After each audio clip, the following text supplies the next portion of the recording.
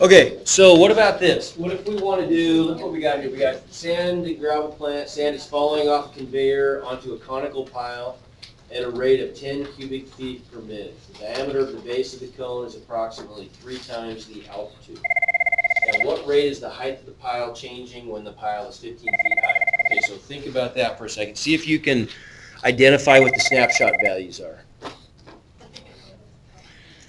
Okay, so what do we got here then? Let's maybe make a picture too while we're at it. So in cross section, our picture is just going to look like this, and it's just going to be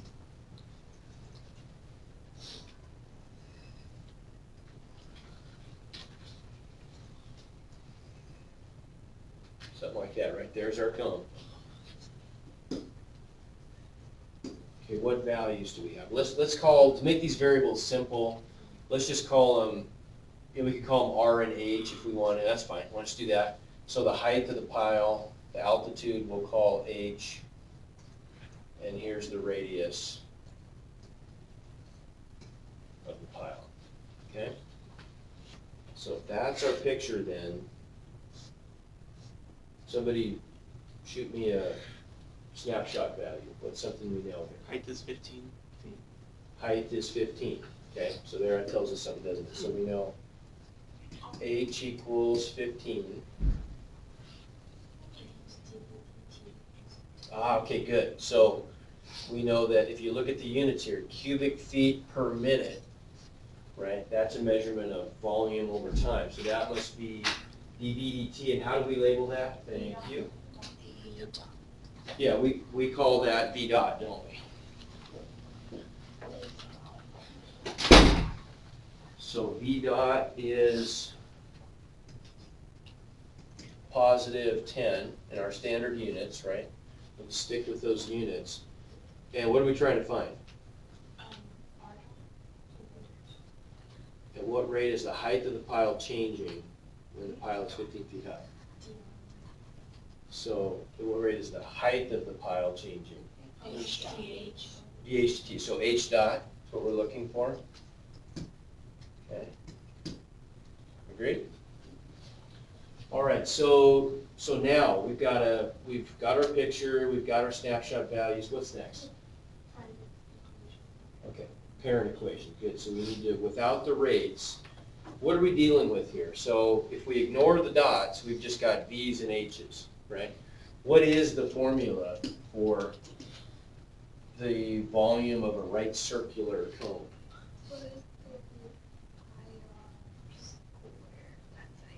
That's it. 1/3 pi r squared h. So the volume. Okay, what's the problem with that? We don't have a radius. We don't have a radius, do we? Now we do have some information though. They did tell us up here that the diameter of the base of the cone is approximately 3 times the altitude. So what is that telling us? So the diameter of the base, what's that? That's the diameter 1.5 times big. Okay, good. So 2r means equals 3 times the altitude. Okay, so we've got that relationship, right?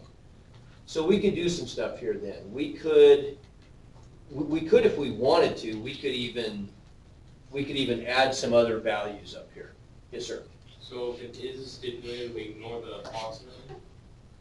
Oh, okay. Yeah, I mean, yeah, right. You got to kind of, I mean, you got to kind of read these things in a way. We're crossing our T's and dotting our I's here. No, it's a good point. So when they say something like is approximately, they're saying, okay, so we're going to say that's a relationship that we can stick to. But I get what you're saying. It says approximately. It doesn't say exactly. So no, this is a relationship that we have that relates to variables. So we could add some additional quantities up here. So then if H is 15, what would R be?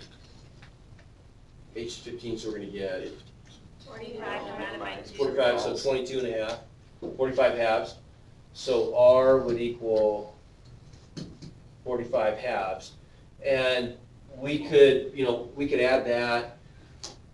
That gives us another snapshot value. So now if we differentiate, what are our options? Because this is what I really want to focus on here. This is where, we kind of got to think about this at a little higher level so we can make this problem as easy and efficient as possible. So right now, if I differentiate that, what am I going to get? Let's just do it. So let's take this function, this parent function.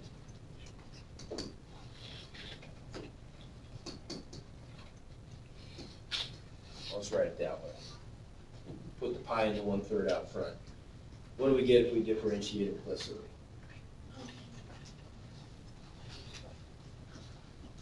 First term is going to give me what? V dot equals, we'll just pull the pi thirds out front. And then what do I get when I differentiate that? Okay, so I get, you're going to differentiate this one first? That's fine. So 2r r dot times h plus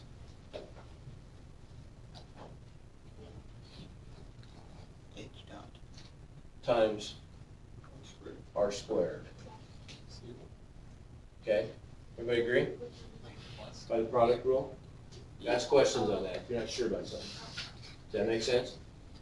Okay, that's kind of a mess though, isn't it? Because I've got lots of stuff going on there. I've got, think about the values I could plug in. I'm going to eventually want to solve for h dot. H dot is going to be written in terms of a bunch of stuff. It's going to be written in terms of v dot, r dot, and h. I know all of those except r dot. What could I do with r dot though? If I've got this equation, what could I do with this one? I could just differentiate this one implicitly too and relate the rates r dot and h dot, right? Wouldn't this just give me 2 r dot equals 3 h dot? Right? So then I could actually add the value if I wanted to. I could add the value r dot because if, well, but I don't have h dot. So what do I do? What do we do? We kind of are in a little bit of a quandary here. What do we do? There's no R dot anyway, but, But there's an r dot down here, oh, yeah. right?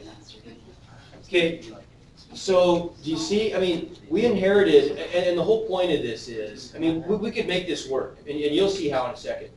But we inherited a lot of problems when we just differentiated this thing implicitly, because we got so many different kinds of variables and rates in it, right? What could we probably have done first? Being as we were only given information about h and v, we were not told anything about r, other than that there is this secondary relationship, and we'll come to call that a secondary equation when we get into like optimization problems and things, right? This is just another equation that relates the two independent variables, so that's useful to us. So what could we have done here and avoided this whole, we kind of went down maybe a bum road here. We should have maybe done something a little better. We could make this work, but there's a much easier way to do this.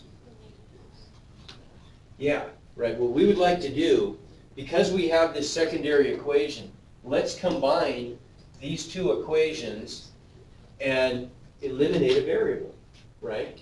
We've got this other equation that gives us r in terms of h. So why not eliminate the r by solving for r in terms of h and substituting, right? You see the advantage there? I can't stress enough how important that is. That's a really key thing to do. If you can ever eliminate a variable before you differentiate, that is such a good idea because you avoid all those extraneous rates there that we don't want, right? So if we solve this for r,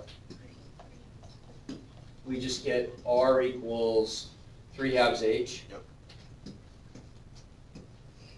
So now let's just substitute. And now we're going to end up with volume as a function of just h, which is what we want, right? Then this problem gets a lot easier. Okay, so then if we make that substitution, this gives us z equals 1/3 pi times r squared, so that's the quantity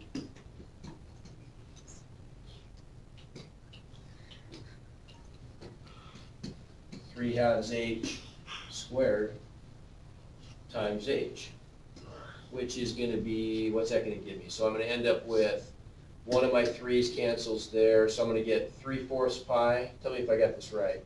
Does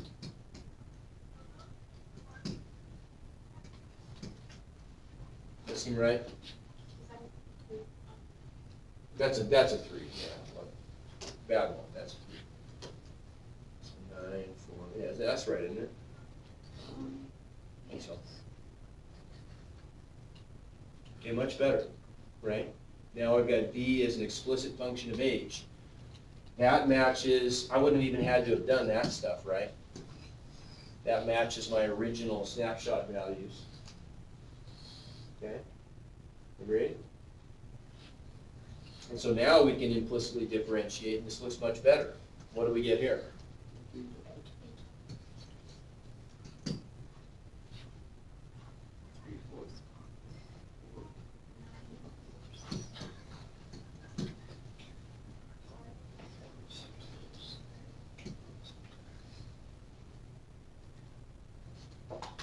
What else? Yeah, because we're differentiating with respect to t, right? So we just got a constant out front, but how many layers are there when I differentiate h cubed with respect to t? Should be 2, right? So there we go, and then we would just solve for h dot. Now, plug and chug, right? Isolate h dot and plug and chug. So we'd end up with h dot equals, what are we gonna get on the other side? I've got a b dot on top, I multiply by 4/9, pi goes on the bottom, h squared goes on the bottom. Right, if I'm just gonna isolate that guy. Does that make sense? I'm gonna divide by 9 pi h squared and multiply by 4 to the other side. And now if I plug in values, what do we get? 4 times, what were my values? It was 10 over 9 times pi times 15 squared. There we go. So that's going to give us 40 over, I'm going to be able to cancel anything there. Well, yeah, we could. So this 225, 10 over 225 is, that's going to be 2. Let's just all going to look at it be here. So we can do, let's do this. 225 and 10. So that's going to be 2 and 45. So we get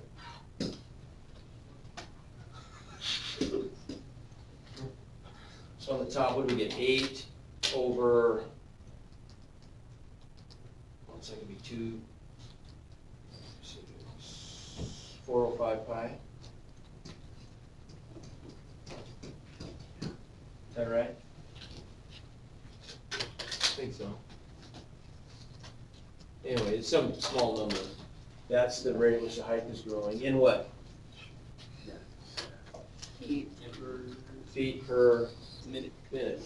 Yeah. So that makes sense. When it's 15 feet high, that's the rate at which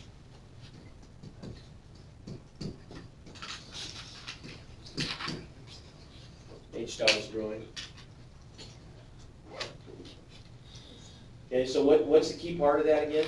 Why did I pick this problem? Say it again. Good, because we had to eliminate a variable. Good. It made it much easier to eliminate a variable.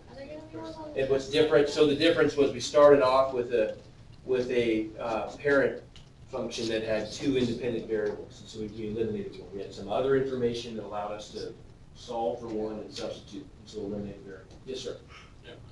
You got it? Okay. All right? Good? Okay, get to work. Oh, you can't work. We don't have Chromebooks. Never mind. Hey, that's all right. That's all right. No, might as well. We can work on other things. Yeah. We know about other things. Well, Right there. Like physics. Holy. I mean, if you wanna, can you work on your phones on, Yes. does it work on that site? Yeah. Yeah. Okay. If you, do you wanna do that? Do you wanna get questions answered and what? Okay, I'm fine with that. But you're next to the